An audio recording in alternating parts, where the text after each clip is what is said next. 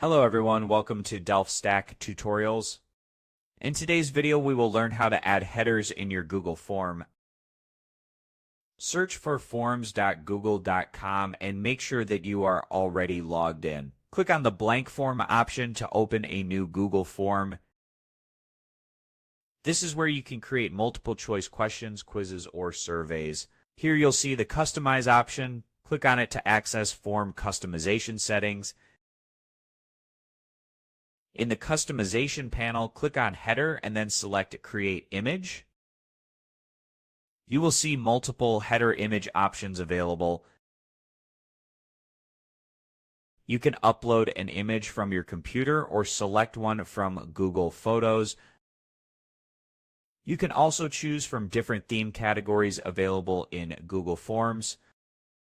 Select an image that fits your survey or request form.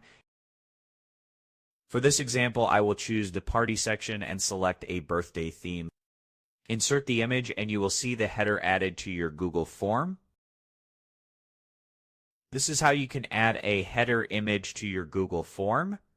That's it for today. If you like this video, please subscribe to our channel and hit the bell icon. Thank you so much for watching and stay tuned for more easy to follow tutorials.